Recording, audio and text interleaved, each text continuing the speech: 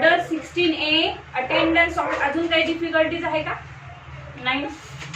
Order 16A attendance of a witness confine or detain in a prison. आतापर्यंत normal विटनेसचे evidence आपण घेणार होतो, त्यांना बोलवणार होतो. आता काय करतोय आपण? Attendance of witness confine or detain in a prison, जो ऑलरेडी कुठल्याही क्रिमिनल केसमध्ये आहे जेलमध्ये, त्या विटनेसला आता कसं बोलवायचं. Okay. One definition in this order. Detain, पहिले तर सांगितलं डिटेन म्हणजे काय? Includes the detain under any law providing for a preventive डिटेशन.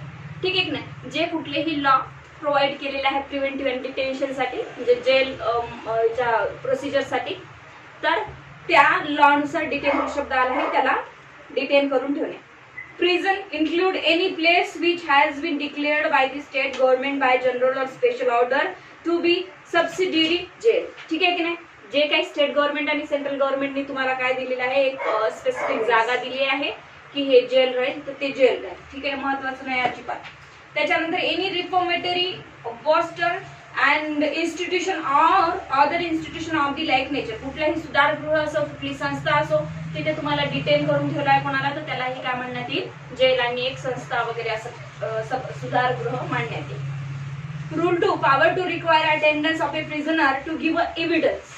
आता इथे काय म्हटलं? Power to require attendance of a prisoner to give evidence. आता इथे सरळ वाचूया. Where it appears to a court that the evidence of a person confined or detained in a prison within the state is material in a suit, the court may make an order requiring the officer in charge of a prison to produce that person before the court to give evidence. आता court काय करेल? जो कुठलाही person ज्याला कोणीतरी त्याच्या केसमध्ये काय केलं आहे, विटनेस केला आहे, तर जिथे तो जेलमध्ये बंद आहे तिथल्या एखाद्या ऑफिसरला सांगेल की हा समन्स त्याच्या नावावर काढेल, त्या जेलरच्या ऑफिसरच्या, आणि याला घेऊन या तारखेला. Okay. Provided that if the distance from the prisons to the courthouse is more than 25 kilometers, no such order shall be made unless the court is satisfied that the examination of such a person on commission will not be adequate.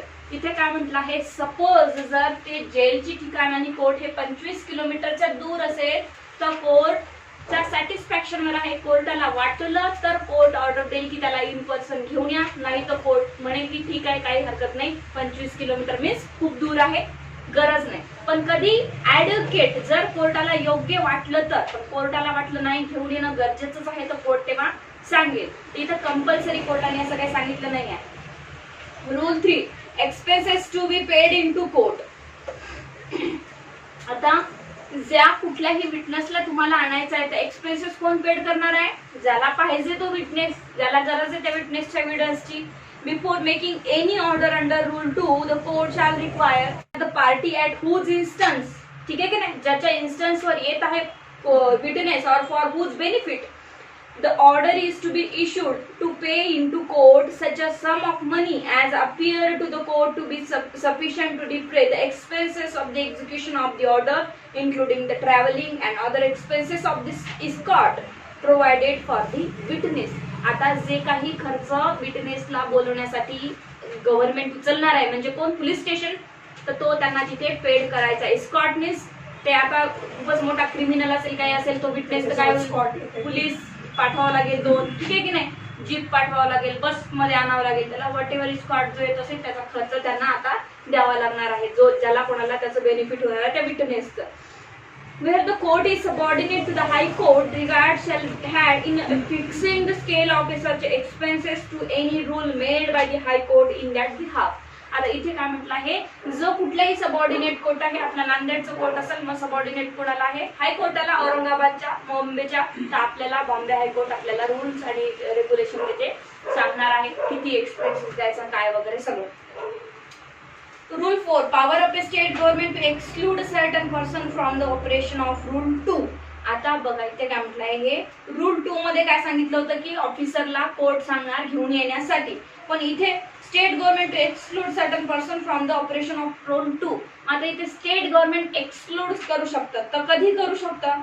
The state government may at any time having regard to the matter specified in sub rule 2 by general or special order direct that any person or class of a person shall not be removed from the prison.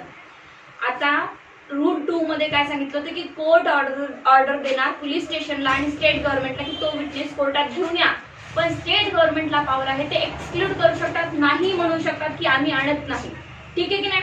मग कुठलाही class of a person, एक witness असो किंवा 2 असो 3 असो, shall not B remove from the prison, आम्ही त्याला prison मधून हलवू शकत नाही काय डेंजरस सिच्युएशन क्रिएट होत असेल, in which he or they may be confined or detained, and thereupon so long as the order remain in force no order made under rule 2 whether before or after the date of the order made by the state government shall have effect in the respect of such a person or class of a person. Before making an order under rule 1 the state government shall have regard the following matters, namely आता कोर्टाला सांगत तर आहे state government की आम्ही prisoner जो आहे, तुम्हाला जो विटनेस म्हणून पाहिजे त्याला आम्ही घेऊन येणार नाही, तर त्याचे कारणही स्टेट गव्हर्नमेंटला द्यावे लागणार आहे.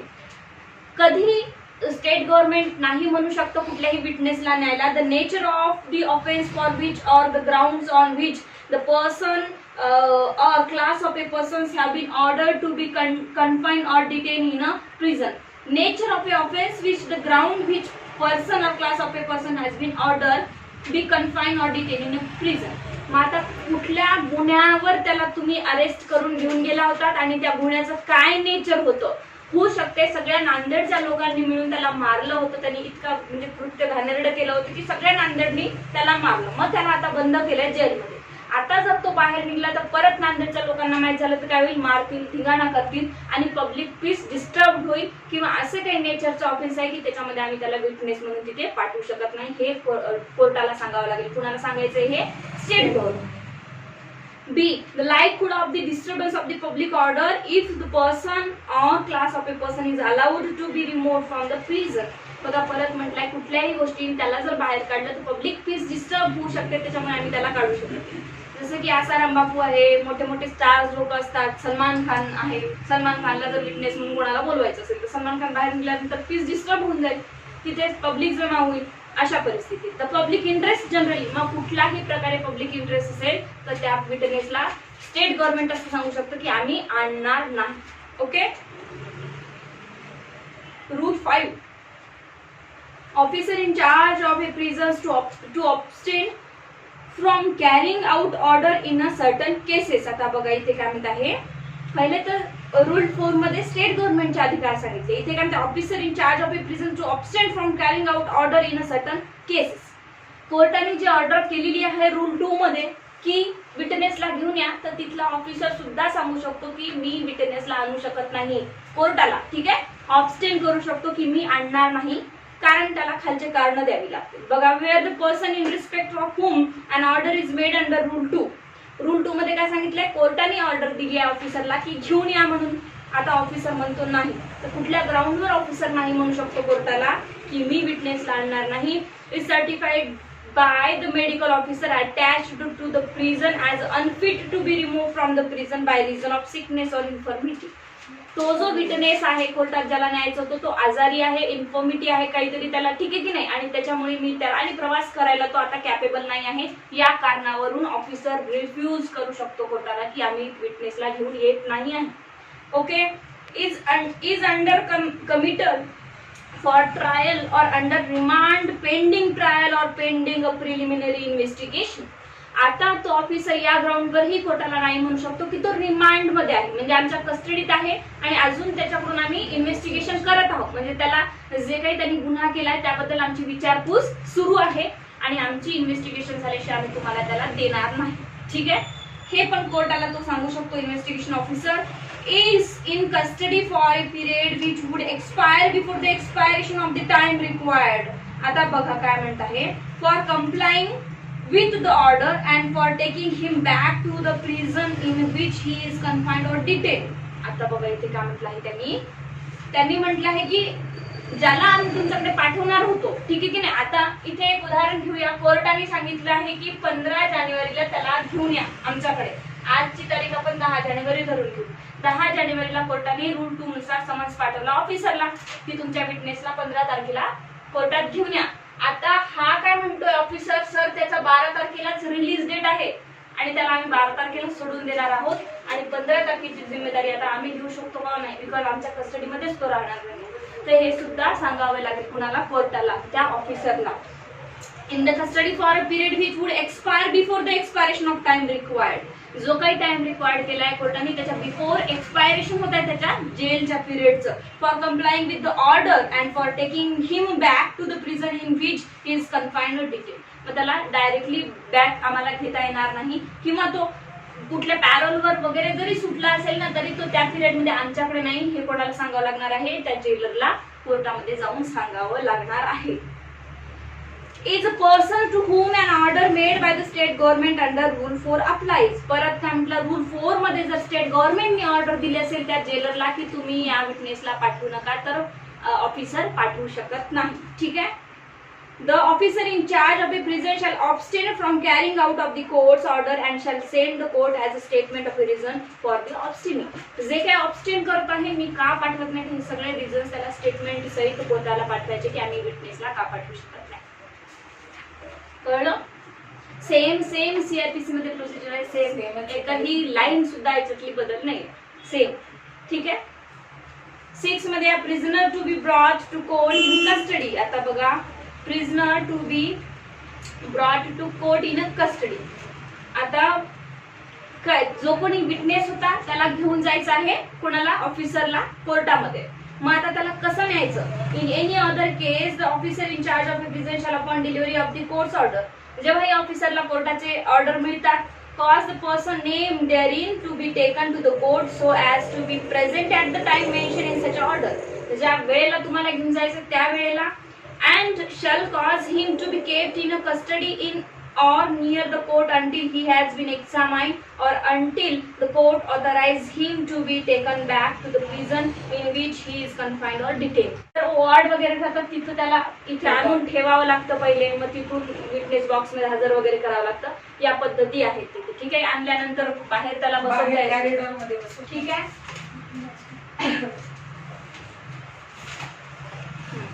Power to issue a commission for examination of a witness in a prison. आता समजा जर रूल 2 नुसार कोर्टाला वाटलं की 25 किलोमीटरच्या दूर आहे, काही गरज नाही येण्याची, किंवा स्टेट गव्हर्नमेंटने नाही म्हटलं किंवा ऑफिसरने नाही म्हटलं, तर मग ही प्रोसिजर आहे, डायरेक्ट कोर्टाचा कमिशनरच तिथे पाठवून द्यायचा कुठे, पोलीस स्टेशनला, आणि तो जज सारखा जाईल आणि त्याचं स्टेटमेंट लिहून घेऊन येईल कुणाचं, त्या witness. So where it appears to the court that the evidence of a person confined or detained in a prison, whether within the state or elsewhere in India, is materially in a suit, but the attendance of such a person cannot be secured under the presiding provision of this order, the court may issue a commission for the examination of a person in the prison in which he is confined or detained. आता इथे काय म्हटलंय, सगळं सांगितलं त्यांनी पहिल्यापासून की rule 2 मध्ये जर होत नसेल आणि त्याचं, परत स्टेट गव्हर्नमेंटनी नाही म्हटलं आहे, परत ऑफिसरनी नाही म्हटलं, हे सगळे फॉरगोइंग प्रोव्हिजन जर कोर्टाला वाटले की नाही योग्य, तर कोर्ट काय करेल, कमिशन पाठवेल. ओके. जिथे त्याला डिटेन करून ठेवलाय तिथे. तर मग आता कमिशन कसा पाठवायचा, कसा नाही पाठवायचा, कमिशन कोण नेमला जाईल, हे सगळी रूल तिथे पाठवण्यासाठी ती ऑर्डर कामाला येणार.